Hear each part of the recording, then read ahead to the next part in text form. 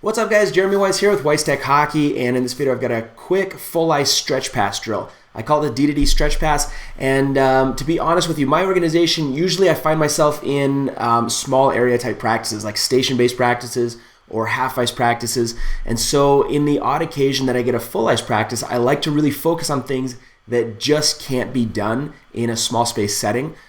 For example, stretch passes. So this is definitely the type of drill that I would throw in if I have, the situation where I get myself a full ice practice. If you're always on full ice practice, great. You can still implement this. You can still use it how you will. You definitely have more options when you're on a full ice setting. But for me, like most of my practices are half ice or sometimes even smaller. But then, every once in a while, the stars will align where I'll get myself a full ice practice. And so I really want to take advantage of things that can only be done in full ice settings. And that's where drills like this come in. So let's go ahead and pull up the rink. I'll show you what we've got going on. As you can see, we've got this set up. So we've got our forwards all at the blue lines with their 4 different lines with pucks.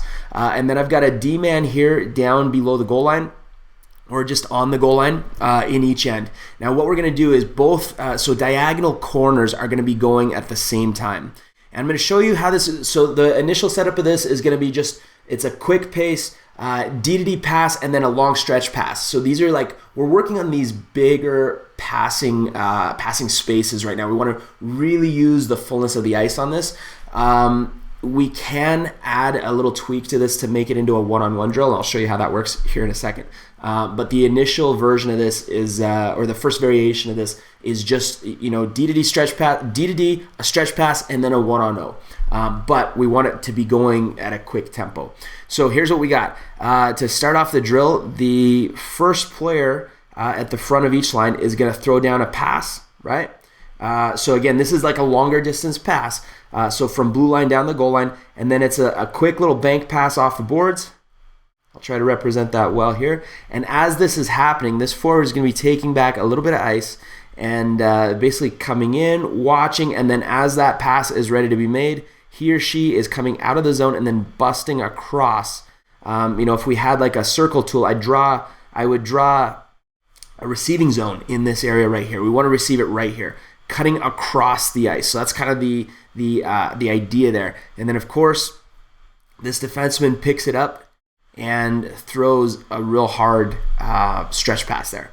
So a couple small details on the D-men. We want to. It's not a stationary. Like you're not just standing there turning. It's not a robotic type movement here. We want to be fluid. So we want the defenseman opening up. If it's a righty here, open up as you're receiving the pass. You can even use a little mohawk there. And then a nice, we want our defenseman getting used to the angles off the boards here. So nice little bank pass off the boards. And then the same thing with this defenseman. Pick it up kind of in motion. So move into the pass, corral it, open up, and then you can take a couple steps, like 1 or 2 steps forward, and then boom, that's got to be a snipe. So we want that to be a really hard pass to the far blue line to this forward, cutting across.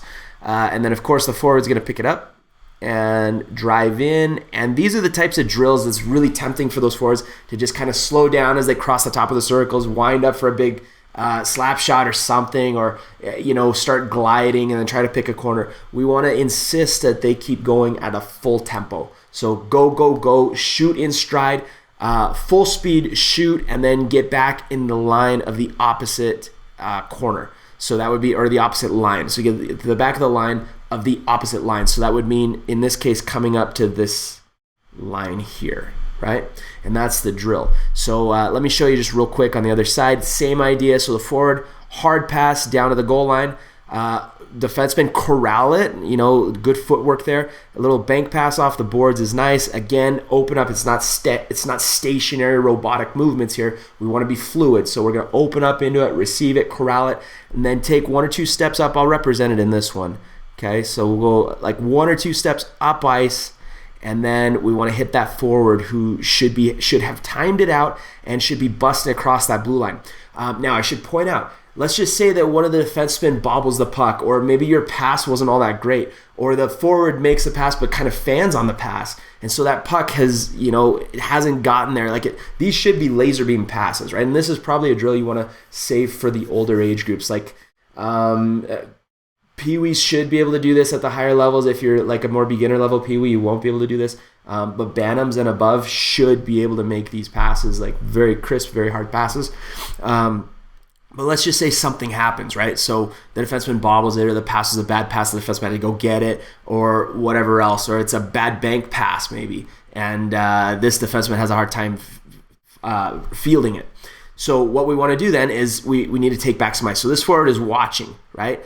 As that first pass is received, then he can kind of turn, he or she can kind of turn, and then as that second pass is received, he or she is on their way up, and as that defenseman, the stretch pass defenseman is ready to make that pass, then you're busting to the receiving zone, okay? So that's the timing. We want to work on those timing elements so that we're not out here ahead of time, and then floating this way, looking backwards and saying, oh, the defensemen are idiots, they can't make that pass or whatever else. We want to time it out. So if you're too far ahead of the play, the timing is, the responsibility of the timing is on the receiver. So that receiver, he or she needs to be watching and waiting, and then coming up, picking up a little bit of speed, and then as the puck is on its way to the receiving zone, you're accelerating through the pass. You want to receive it at full speed, okay? In front of you too. So for example, if I'm a righty in this case, I'm receiving it on my backhand. Okay, do not let your players, they will do everything, especially the younger kids. They'll do whatever it takes to try to not receive the puck on their backhand. They'll be like looking back, dragging their stick behind them, trying to pick that up. No, that's not what we want. And if that pass happens to be a little bit off, then you're going to adjust your route. So your route would look more like this instead. I'm going to drive. So this is a kind of a quick lesson in timing as well. But you're going to come down, same idea. You're coming down, watching, waiting. As that pass is on its way, you're going to be busting. But what if you're in the process of busting and realize that the pass, I'm just going to, the pass is coming, will be behind you.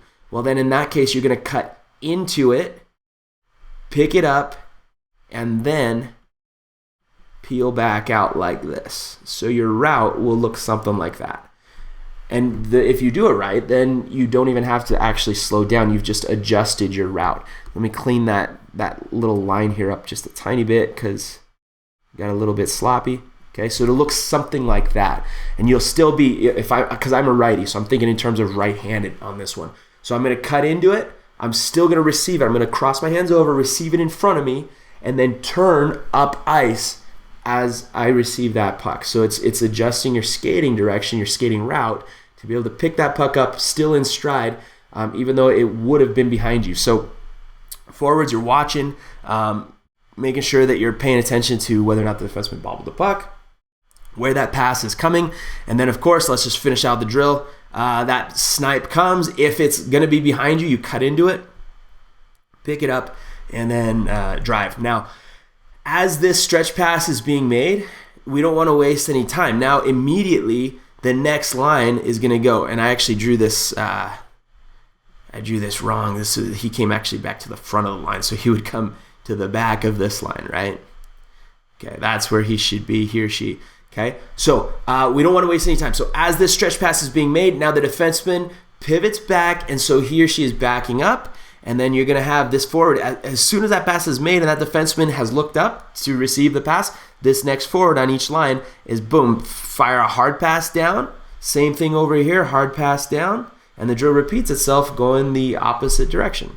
So, it'll go back D to D, boom, the other way, and then this defenseman corrals it, steps up, and this forward has gone that route where you come down, watch, up, and then bust across the middle. And so it should be like a pretty quick, high-paced tempo. 2 forwards going at the same time, 4 D-men involved at the same time, and just boom, boom, pass down, D to D up, pass down, D to D up. Forwards are, receiving and snipe, snipe, snipe, snipe, snipe.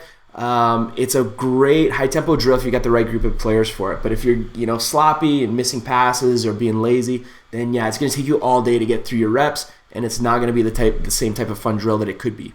Now, let me just delete a couple of these lines and show you what we can do with this. I'm going to keep this just to one direction so that we don't have too many crisscrossing, overlapping lines here. So let me get rid of some of these, and then we'll keep it simple. But we will run this both from both sides, the same way that we've been doing it with the one on O variation. but here's what it's going to look like now. So if you have enough defensemen, some teams have a six defenseman roster, especially as we get into the older age groups, then what we're going to do is we're going to add 2 more defensemen down here, okay? And so what it'll be is, let me just make sure here, I forgot to delete one of the lines. We'll put him here, okay, and here. So he's kind of just out of the way, right, for this first rotation. And then what we're going to do is, like I said, we got to delete that one. Okay, so this is the simple version of this, okay? What's going to happen is, let me just redraw a couple of these. Okay, so we've got both sides going at the same time. D to D pass, a little bank pass behind the net. This guy picks it up, and then we're going stretch pass there, right? Just like the other side.